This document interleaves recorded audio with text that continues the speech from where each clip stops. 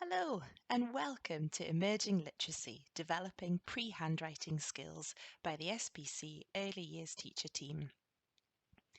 Pre-writing skills are the essential building blocks for handwriting development. It's important to children's development because children require the movement and coordination skills, which include their fine and gross motor skills, in order to develop handwriting efficiently. Today we'll be focusing on the child's journey to becoming physically confident writer so they can put their whole concentration into what they wish to write rather than the physical act of writing itself. It's a journey that should be fun and a journey where experienced guides are needed. It can be a vastly different journey for each individual child, and much of the joy of the experience for them will depend upon the company they keep along the way. By the end of this session, we hope that you will have deepened and extended your knowledge of pre-writing skills and how to support children in developing these skills through playful opportunities. We also hope that you will have an increased understanding of the important role of physical development of gross and fine motor skills in learning to write and how we can facilitate this development within our ELK and Primary 1 settings.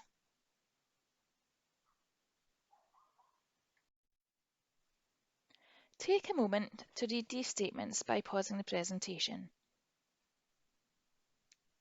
These statements are from the literacy benchmarks which the children need to achieve by the end of Primary 1.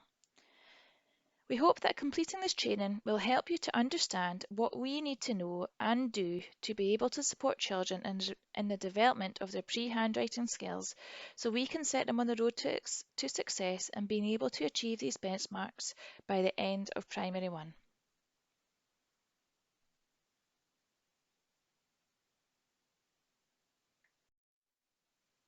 Handwriting is one of the most complex fine motor skills that people carry out on a day-to-day basis. It is not a natural or innate skill. It has to be learned. It requires a high level of practice before it becomes an automatic skill.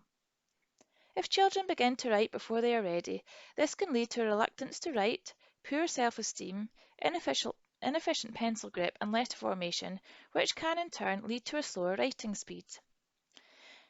Please take a moment to reflect on what concepts, knowledge and skills you think we need to be able to handwrite.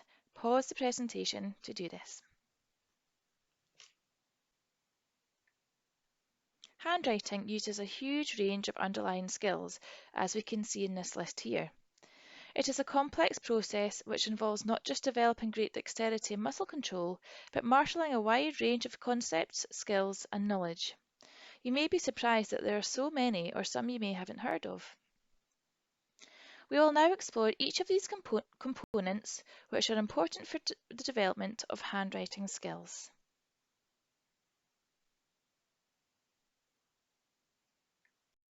We are now going to focus on cognition and automaticity. The quote that you can see here is from Highland Literacy, and it tells us that it is the brain that learns to write, not the hand. This means that a child can be working on their pre-writing skills without a pencil in their hand. The emerging literacy approach is about freeing up the working memory by ensuring skills and knowledge are firmly embedded with the long-term memory so they are automatic. If we think about writing a sentence, for example, which for us is now an easy task, there are so many skills and knowledge we need to be able to do that. We need to be able to concentrate. We need to use our listening and processing skills.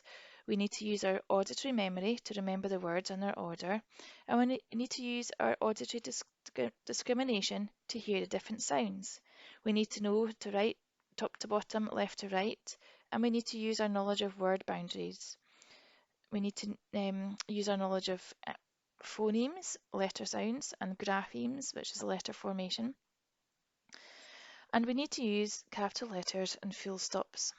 And all of this is before we even think about physically writing a sentence. To do this, we need to know how to form the letters, being able to match a letter with the picture you had of it in your head, being able to coordinate it in your hand, and even be able to balance and not fall over, which are a whole cluster of motor skills. It is easy because we have all these skills. However, these skills have to be coordinated, come out in the right order, and most importantly, be automated. If we think about what it was like to drive a car for the first time, and compare this with how it is different now, what most people remember is that it was a bit chaotic. You might have had trouble coordinating the clutch and gear lever, or finding the windscreen wipers, or remembering to indicate or look in a mirror. Certainly, it took up all your attention, and there wasn't time to think about where you were going, and processing simple directions might be even quite difficult. The experience, hopefully, is a bit more smooth now. You probably don't have to think about each and every single action. It's probably a bit more effortless. So you can listen to radio, sing, or even hold a conversation, or remember where you were going or what you were going to do when you get there.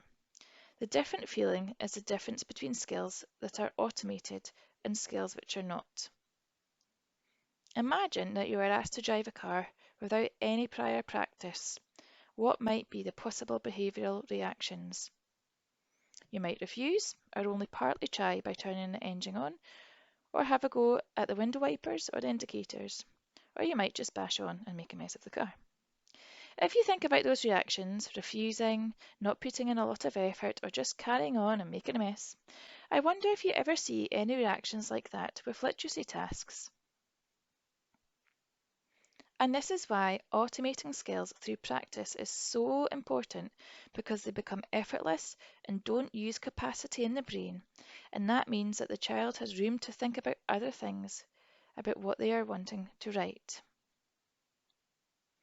If you can imagine that a child has to think effortfully about holding a pencil, spacing, or going from left to right, where one word ends or another word begins, and that entire list of skills that I referred to earlier, you can see the complexity of skills that the brain has to deal with simultaneously, and why they might have much less capacity to think about what they want to say or what they want to write. This demonstrates the complexity of skills that the brain has to deal with simultaneously. Hopefully you can start to see how later attainment in primary and secondary depends on how well these skills are embedded for each child. We can reduce cognitive load by simplifying the information given or the tasks depending on what it is we are wanting the children to learn. In order to be able to develop this cognitive stage, children also need to have the language development necessary. For example, they need to understand the positional language relevant to the formation of letters. For example, up, down, and over. So we know that in order to be able to write, the brain, the body, and hands need to be doing this automatically. Have a read of this slide at the moment by pausing the presentation. In any skills development, children need to go through 3 stages. Stage 1 is a cognitive stage in which they are thinking about what it is they need to do. Stage 2 is called the associative stage, which is where the children are practicing it. And stage 3 is the autonomous stage, where the children are doing it automatically. Once the skill has been mastered, children need to start at stage 1 again. For example, to develop letter formation and then again into handwriting. If children need to do a lot of thinking, we can reduce the amount they have to remember at the same time. If they're learning lots of new information, we might reduce the amount of processing they have to do. We are now going to look at proprioception and balance. As children develop their upper body muscles, they are also developing their sense of proprioception and balance. Proprioception refers to the way our joints and muscles send messages to our brains to provide information about our body's positioning and movement. This sense allows us to grade the force and direction of our movements. For example, pushing, pulling, stomping, squeezing, and bending all have proprioception in common. Other examples of proprioception include being able to walk or kick without looking at your feet, or being able to touch your nose with your eyes closed. An essential part of this movement is being able to maintain balance while still and in motion. Large physical movements of the arms and upper body shift the centre of balance and so continually challenge the child's sense of proprioception, sometimes resulting in a child falling over. The video is a really good video here about proprioception. So if you pause the presentation and click on the video and then come back to this slide. It lasts approximately about just over 5 minutes.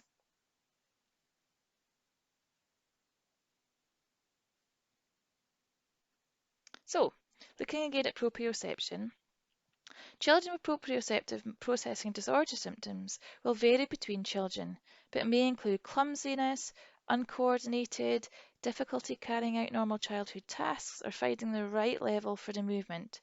For example, breaking pens and pencils when writing, or not gripping something tight enough and therefore dropping it, and also trouble maintaining postural stability. Difficulties with proprioception could lead to poor awareness of the whole body position, poor awareness of hand movements, and the child needing to closely visually guide their movements when writing.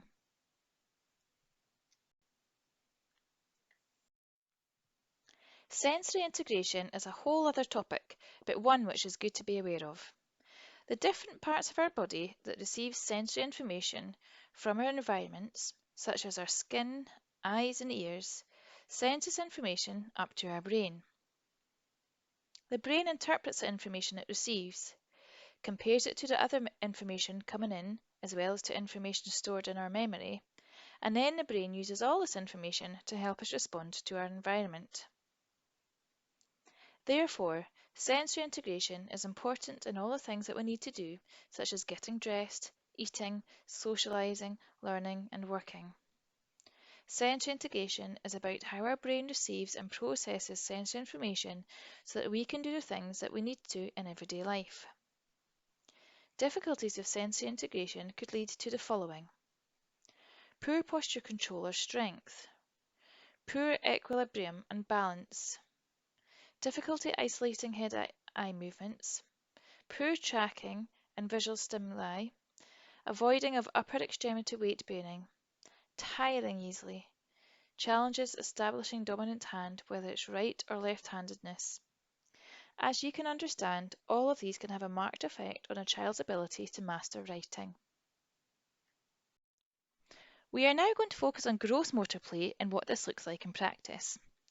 We've got a video here which can be accessed by clicking on the image. It then takes you to Siren Films. You will need to be able to watch it though, you'll need to have to sign up for a free membership. But it's well worth doing as this lasts for 30 days, and within the video archive there's an abundance of fantastic materials to watch with everything to do with children's development and everything early years. So please take a moment to do this.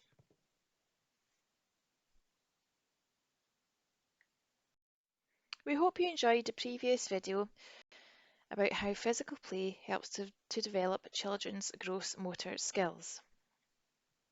Gross motor skills are vital in developing joint stability.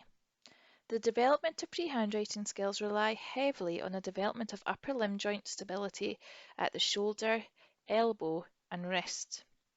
Without this, it will be difficult to control the writing tool with the hand effectively. Children with low muscle tone find this particularly challenging.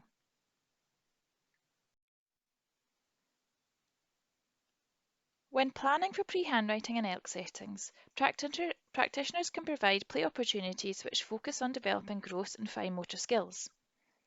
For this next part of our presentation, we are going to focus on the gross motor skills and then look more closely at each aspect of joint stability in a little more detail. Core stability involves the large muscle groups, including the pelvis, lower and upper back, and abdomen. Building core strength is like building a strong foundation for your child. The core muscles will always be important and should be considered at every stage, as they encourage that stable base for other key muscle development later on as the children begin to sit to write, steady back and feet planted. This is very difficult for children if the development of those larger core muscles and gross motor muscles are underdeveloped. You may notice children sitting in a W position with their legs splayed out to the side. This is because their core muscles aren't strong enough to provide them with a stable position if sitting cross-legged, or with their legs straight out.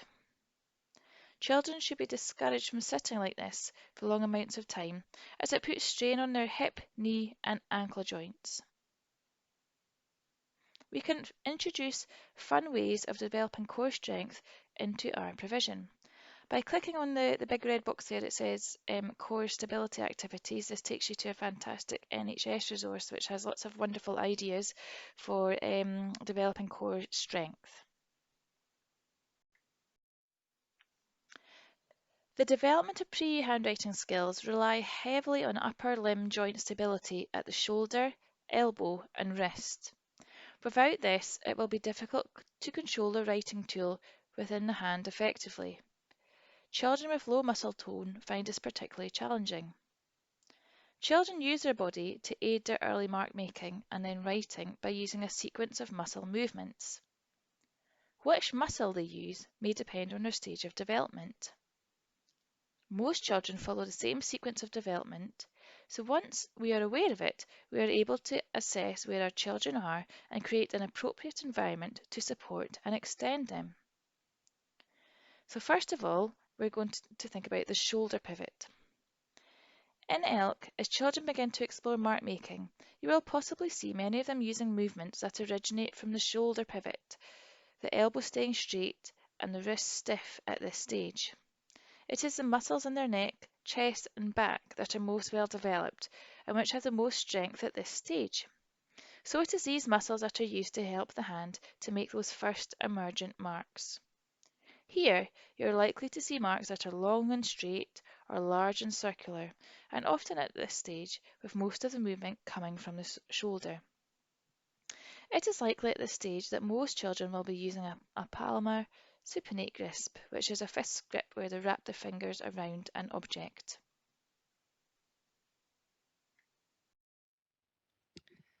So children using the full shoulder pivot will be using a large range of movement. So we really need to think of these big activities where our children can regularly practice to develop the strength in these muscles. So thinking about climbing opportunities, perhaps you have climbing frames or walls or maybe large loose parts where the children have the opportunity to climb, big digging, painting with mops or big brushes, throwing and catching activities, as well as washing walls with soap and brushes. Have a little think now of what activities or experiences you already provide in your provision, which allows children to develop their shoulder pivot and the muscles required to do so. And are there any others from this list of suggestions that maybe you could consider providing that additional experience? Once the muscles in the back, upper arms and shoulders continue to strengthen, we will see more movement further down the arm at the next pivot, the elbow, and mostly the palmar grasp will still be used. Here there are two stages. Emergent, where the elbow bends, but most power for the action still comes from the shoulder becoming visible in a sawing motion, so front to back. And the other stage is proficient, where children start to use the upper and lower arm muscles, allowing the lower arm to swing in and out from the body. Often the wrist is still stiff. I'm sure we can all picture children in our setting from these descriptions. Try to look out for these different stages of development when observing the children in setting and think about what you can do to help them support the development of this movement.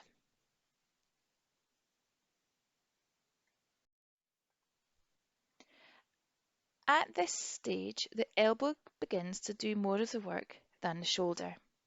When a child becomes more adept in their elbow pivot, then they begin to use the muscles in their upper arm and lower arm to swing their arm in and out of their body in a semicircular action, thus significantly increasing their range of movement. Therefore, the children will need lots of space to move their arms up and down as well as from side to side and develop the circular push-pull movement with their upper and lower arm. This slide suggests activities that could develop the elbow pivot. Notice that none of them involve a piece of paper or sitting at a desk. Take a moment to have a look at these images and to have a look at the different activities that are suggested. As the arm muscles become more well developed, the pivot changes to the wrist. Here we see smaller movements often accompanied by the elbow tucking into the side of the body. At this point, we need to encourage the development of whole range of wrist movement. Low load control is the shoulder's ability to support the arm and hand as we write. As we write, our hands should glide across the page. The shoulder and upper arm support us in achieving this. The wrist pivot is one that children tend to stick with for the least amount of time before the pivot shifts again. Often, with a wrist pivot comes a change in the child's grip to digital pronate, where the child bends the wrist nearly 45 degrees, grip their mark-making implement with 3 fingers, and use their first finger to manipulate the end of the implement. So how can we support and extend a wrist pivot? To develop the wrist pivot, the overall movement of the activities that you plan will be much smaller in their range. Here are some examples of developing this. So we've got sewing, splatter painting, popping pictures, fish and game, digging with trowels, dabbing with sponges or brushes, threading, lots and lots of activities. These are just a few, but hopefully give you an idea of these smaller activities and how they develop and extend the wrist pivot. If drawing or painting, give strips of paper that can be painted vertically or horizontally and a large range of smaller working surfaces. We now have a discussion task for you, and what we'd like you to do is to consider what activities you already use or what you could use in your setting to support children's development of their shoulder and elbow pivots. So take a moment to reflect on this. Either if you're watching this individually or as a team, you might want to take down some notes for this task. So here we have a summary of pivots, which explains the different characteristics of each pivot, and skill development to support and extend next steps and activities that we could use to support children in developing these pivots. It's taken from the support and writing development section of Getting Ready to Write by Alistair Bryce-Clegg, but we recommend that you have a look at this, and you could use this to plan playful opportunities within your setting to help children develop these various pivots. I think it's really good as well as it helps to keep us informed of what we're seeing when we're observing the children and where you might want to take that next. Fine motor skills are the small movements used for control and precision during activities. Once a child has developed a strong wrist pivot, this is a clear sign that their stage of fine motor manipulation is moving forward, and also an indicator that we need to be looking for and encouraging the next stage of development both in pivot and grip. Development of hand dominance is an important part of fine motor skills development. This is where one hand takes the lead and one takes a supporting role. For example, with a money box, you hold the money box in one hand and put money in with the other. It is useful to use the words doing hand and helping hand to help children understand this. Providing access to materials that develop the doing and helping hand can promote an exploration of resources through children's play, like holding a handbag and opening. To becoming a mark maker and eventually a writer, children also need to be able to coordinate both sides of the body at the same time in a controlled way. This is what we call bilateral coordination. The most complex level of this is where the body has to do 2 completely different movements on each side, such as cutting with scissors while holding and controlling the paper with the other hand. Activities that require the use of both hands together, bilateral tasks, help in the establishment of a lead hand and a helper hand. This is why bilateral integration and encouraging two-handed tasks at a pre-handwriting stage is vital. It is essential to develop strength and dexterity in one hand for development of speed and accuracy with fine motor tasks and handwriting. The non-dominant hand then plays an important role as helper hand, for example, holding the paper still or the jar as you try to undo it. Switching hands is a normal stage of development, but if a school-age child is still switching hands, this can negatively affect their development of handwriting.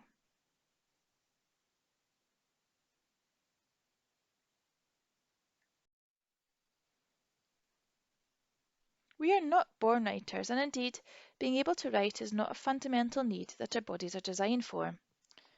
The physical ability to write requires great dexterity and muscle control, which in turn takes practice. The hand is quite a complex piece of machinery and is made up of lots of different joints and muscle groups that interconnect and work together to provide maximum dexterity. There are 34 muscles in the hand which move the fingers and thumb. It is important that children have lots of different opportunities to different activities that help strengthen all of these muscles.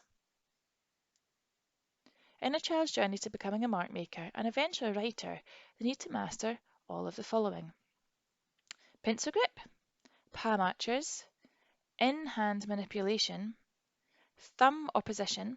So this refers to the ability to turn and rotate the thumb so that it can touch each fingertip of the same hand.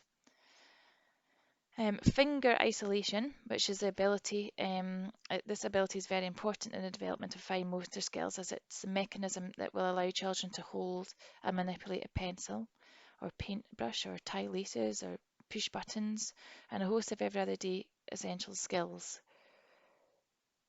At the early stage of dexterity development, children will move all of their fingers together in a grasp motion. As they develop, they learn to move the fingers individually.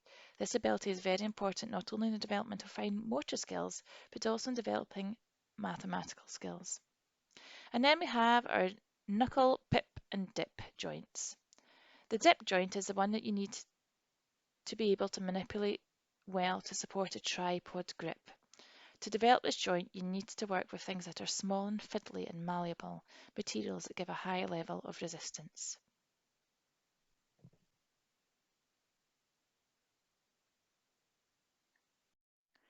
To becoming a mark maker and eventually a writer, children also need to be able to cross the midline.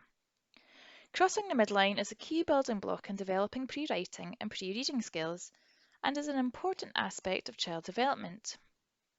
Crossing this line through movement, such as reaching one hand across a body to pick something up, is what we mean when we talk about children learning to cross a midline. The midline is an imaginary line vertically down the centre of the body. It involves incorporating the use of both right and left hemispheres of the brain. Both hemispheres need to work together in order to effectively carry out functional tasks. Crossing the body's midline allows children to cross over their body to perform a task on the opposite side of their body. For example, being able to draw a horizontal line across a page without having to switch hands in the middle. So how do children learn to cross the midline? As children grow, everyday tasks like putting on shoes and socks often require them to cross a midline. Children must build bilateral integration skills, which help them to use the left and right sides of the body together to perform movements. Crossing the midline becomes embedded as a skill, usually between the age of 6 and 8, and is usually fully developed by the age of 8 or 9. Midline crossing is vital in development of hand dominance because if a child is not crossing the midline, they will continue to use the right hand for tasks on the right side of their body and vice versa, thus not giving one hand a chance to become the dominant hand and contributing to delayed development of true hand dominance. Poor midline crossing affects positioning for writing, reading, development, and development of the dominant hand. Here we've got a list of activities on the screen which you can use to help develop the crossing of the midline.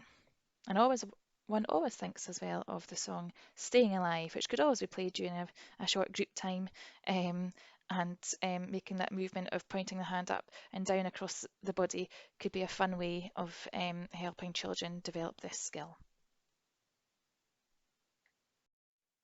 In providing opportunities to develop fine motor skills, this is where a knowledge of a particular group of children comes into play. How will we will, thrill and skill? So what are this group of children's interests and motivators? How can we pull them in? Maybe it is using pipettes to make potions or scissors to cut up herbs to incorporate into the Play-Doh. Be creative. Where is the motivation? So observe the children and think about what are their interests, what are they interested in at the moment, and how could you integrate this into their play to help develop these fine motor skills. When it comes to getting ready to write, the use of malleable materials really comes into its own. We know that children need to develop balance, hand-eye coordination, proprioception, upper body pivots, hand arches, finger pivots, grip, and so on. All of these skills can be developed in a malleable materials area, but it's important that more than just Play-Doh is provided here because dough is not diverse enough to develop all of these skills. In Getting Ready to Write by Ailsa Bryce Clegg, he provides an in-depth look at how different consistencies of malleable materials can support different levels of skills development. Consider the level of challenge provided by Play-Doh. How can this be changed to support a wider range of activities? Using scissors allows children to develop a more conscious understanding of the way they control movement and the outcome of this. There is a progression within the literacy tracker that refers to the specific scissor skills, and this should be used to assess and ensure opportunity within your provision. We should be providing different sizes of scissors and different types, for example, spring scissors. Using scissors also helps to develop the hand-eye coordination. It develops motor planning and checking skills as children ask questions to themselves. What do I want it to look like? Does it look like this when I'm finished? It helps to develop hand dominance as children experiment with which hand is easier to cut with. The doing hand does the cutting and the helping hand holds the paper still or turns it to a better angle. Scissors are a great way of helping children to develop a dynamic tripod grasp as you place your thumb in one of the holes and your index and middle fingers in another hole. It is important to make sure that children have access to good scissors.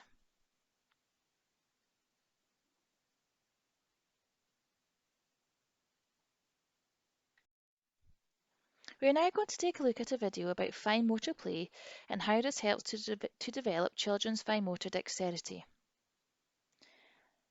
The video can be accessed again by clicking on it, and you may have already signed up for the previous video, in which case you should be able to access this straight away. But if not, you'll need to sign up for a free membership, which again lasts for 30 days, but is very worthwhile doing as there's an abundance of fantastic resources that you can see. So after watching the video, have a think about what grips do you notice in child's play. Have a think about the skills they are using to help them develop their fine motor dexterity. For example, can you see examples of pincer grasp or grip, palm archers, in-hand manipulation, bilateral coordination, crossing the midline, and hand-eye coordination? Remember, all of these are essential in order to become a writer.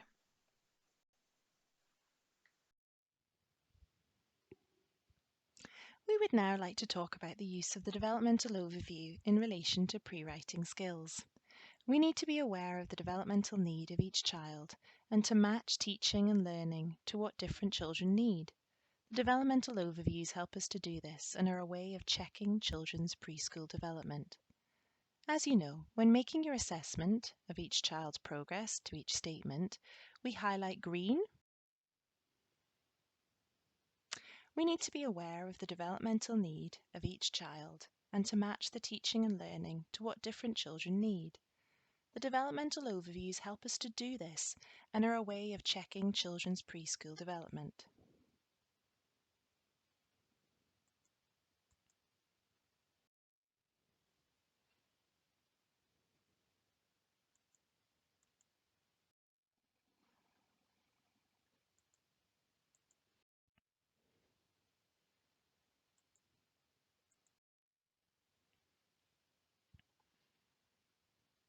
We should always be asking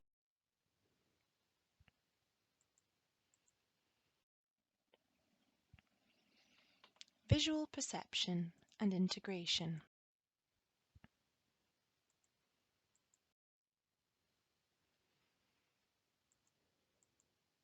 Pencil control concepts, shape formation.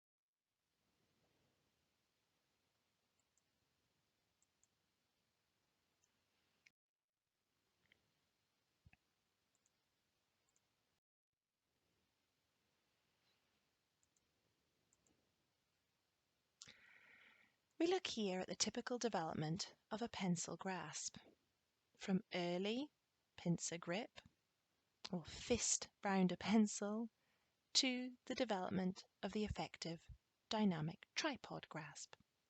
A good way to understand this is to try and use your ring finger and little finger to do up a button and to see how hard this is. Teaching children about their busy fingers and sleepy fingers can help with this. There are variations of the functional grasp, but as long as the writing tool is held in a position that allows stability, control, and dynamic controlled movements, we can be reasonably happy. To help develop the tripod grasp, the child needs to experience the wide range of fine motor activities, as we said earlier, to develop this pincer grip. You may wish to consider providing short, chunky crayons, as this prevents the child from using a palmar grasp. A wide variety of thick and thin pencils and pens and paintbrushes should always be on offer. So how do we, or teaching staff, support children changing their grasps? And why do we want them to change? Well, the dynamic pencil grip is necessary for control. It allows the hand to make the small movements necessary to form letters and enables the writer to write at length without the hand getting sore or tired. There's often particular concern when children have adopted an ineffective grasp, but research tells us that where a child has learned this grasp, it can become a barrier to the child's writing. Adults must intervene sensitively to avoid the child associating writing as a negative experience, and we can help children with this by using an occupational therapist approved pencil grip supports, not the triangle ones, but specific ones that position the fingers into the correct place. They're often comfortable silicone ones, and they can be very comfy to use, and this gives the children a choice, and they can choose which one is most comfortable for them. If a child begins to regularly record recognizable letters with an unusual grip, their brain very soon gets into the habit of thinking that this is the way of holding their pencil, and forming letters is comfortable, and it becomes the norm. Considering our environment in Primary 1. Pen disco.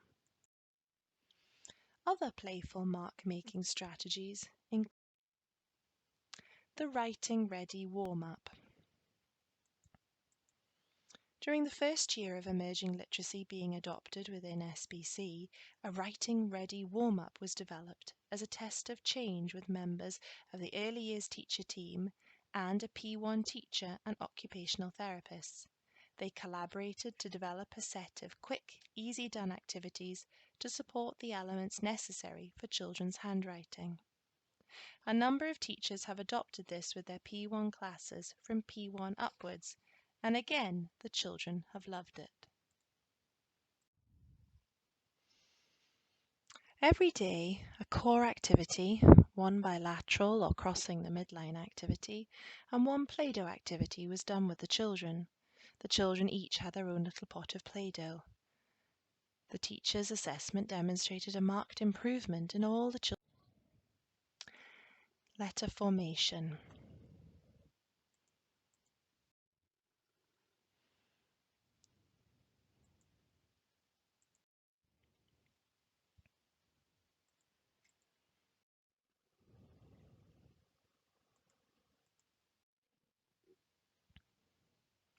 Let's look now at an example of a handwriting lesson. Here we'll be focusing on the introduction of a grapheme. A phoneme, as you'll be aware, is the sound that makes up a word. Phonological awareness is the ability to hear the sound within a word, and a grapheme is its written representation, the letter. Some graphemes are made up of a single letter, others have two, Occasionally, there are 3 letters to form one particular sound. So when introducing a grapheme, it's first very important when we consider our planning for learning, teaching and assessment, how children understand what the written letter, the grapheme, actually represents.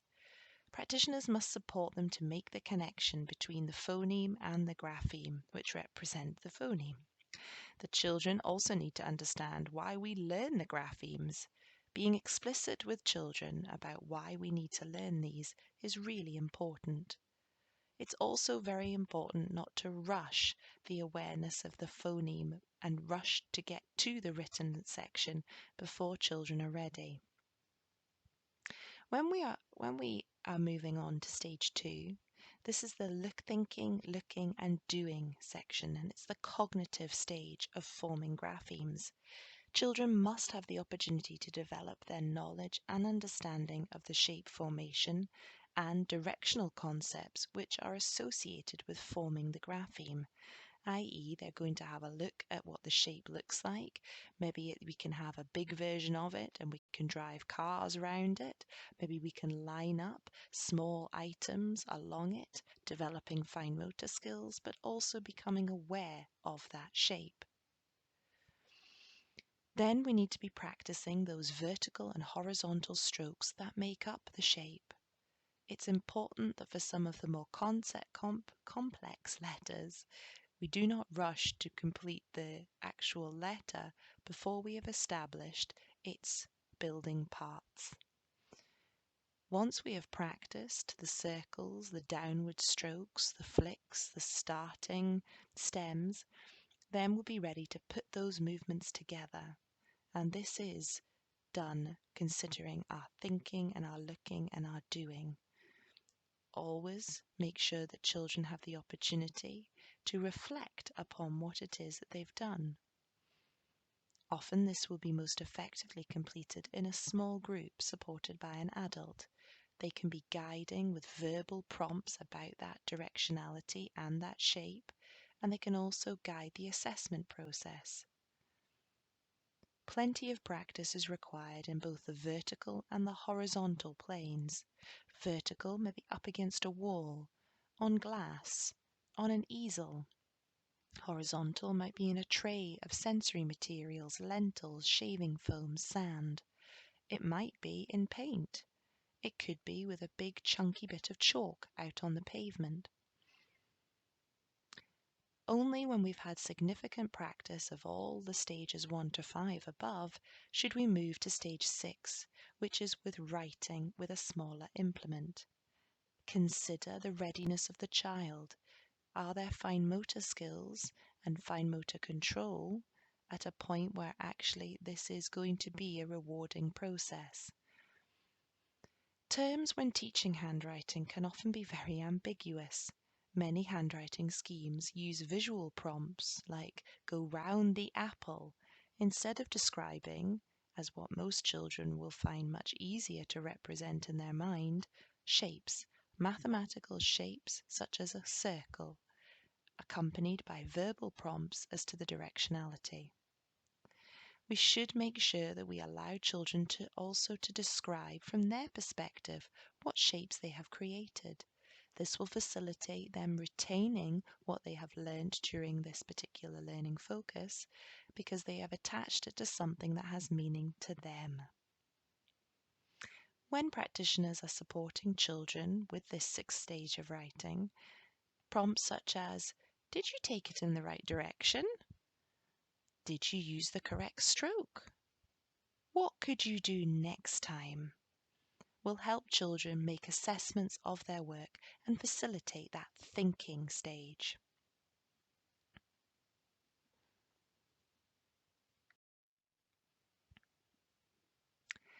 The statements on this slide are from the literacy benchmarks which children need to achieve by the end of P1. We shared these at the beginning of the presentation. We suggest that you pause this video now and think about what these statements now mean to you. Are there any words which make you think a little differently about your own expectations? Consider some of the language used in the statements. For example, legibly, most, increasing control, and attempt. Remember that individual children all develop at different rates and are on their own journey to literacy and to achieve early level. Children do not need to be proficient in their letter formation or in writing correctly punctuated sentences.